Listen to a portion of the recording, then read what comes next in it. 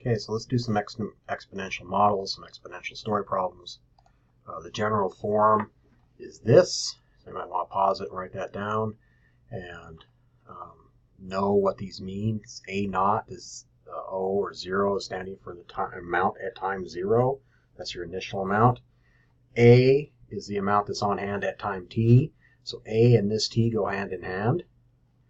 K is the rate. Generally, I let K either be positive for growth or negative for decay. Many books use K as always positive, and you have to know to put a negative in front or not.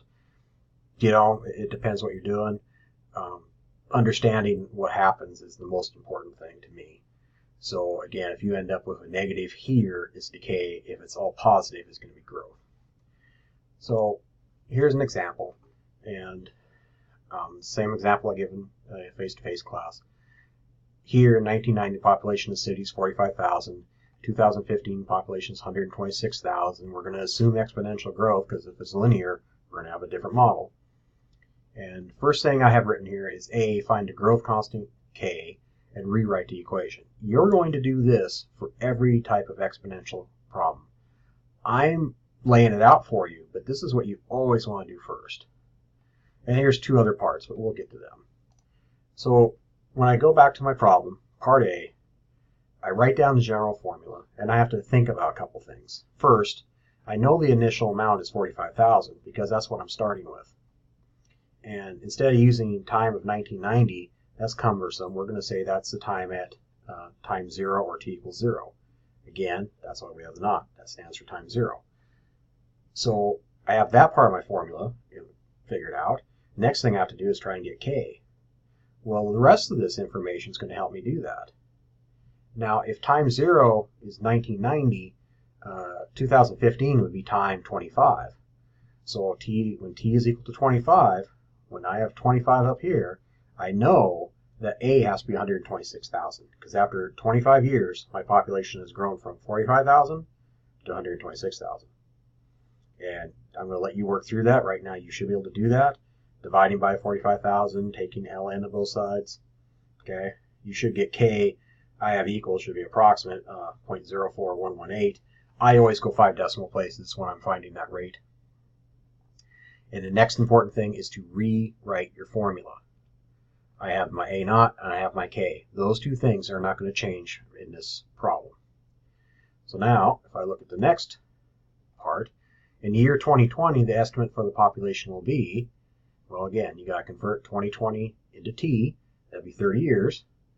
And I'm going to take my formula and substitute 30 in for T. 154,789 after I rounded it. I just rounded to the nearest person, thing, whatever we're looking for, in this case, people. So the more important part of these problems is they could ask you part B, they could ask you part C, but in order to do that, you have to go through this process to find K. Okay, so that's what you always have to do. All right, part C. In what year did the population reach 100,000? So A stands for the amount, in this case 100,000. I set that equal to this formula. The only thing I have to find is T. So you're going to solve this using the methods that we've been doing. Divide by 45,000, take ln of both sides, solve it, and we get T is around 19.39. So that's how many years it takes. But remember, you have to add that to 1990, which puts us in the year 2009, because it's asking what year did that happen. The next style of half-life problem, or exponential problem, is a half-life. And half-life is going to be a decay, and you're going to use the same basic formula here, but when we find K, remember my philosophy is going to be negative. The half-life is 3,400 years, and the initial amount is 20 grams. What does it mean to have a half-life of 3,400 years? Well, what it means is after that amount of time, if my half-life is 3,400 years, this initial amount of 20 grams is going to decay to 10 grams. And generally speaking, we talk about this in terms of radioactive decay. These half-lives are scary long, 3,400 years. It takes that amount of radioactive substance to cut in half. There's still quite a bit of them around. 10 grams can be a huge amount if you're near it. So I'm going to go through and find K, write my formula, And what you have to remember on this, I can typically get k from just this sentence. I do have the initial amount, so I'm going to use it. When I start with 20, and when t is 3400, I know this is decayed down to 10. Now, I want you to solve it. I didn't write it all out for you, but when you divide 10 by 20, you're going to get 0.5. And when you do these half-life problems, when you're solving for k, that's going to happen every time. You're going to get 0.5. You do the ln to both sides, you're going to get ln 0.5 equals this, and you're going to end up with ln of 0.5 divided by 3400. In this case, k is around negative 0.0002. I believe it rounds to 0 afterwards. That's why I only have 4 decimal places. I rewrite my equation, and now we can attack the rest of the problem. B, how much of the substance is left after 10,000 years? Well, we replace T with 10,000 and just evaluate. So I've gone for 20 grams. In 10,000 years, it's shrunk to 2.71 grams. How long until 1 gram remains?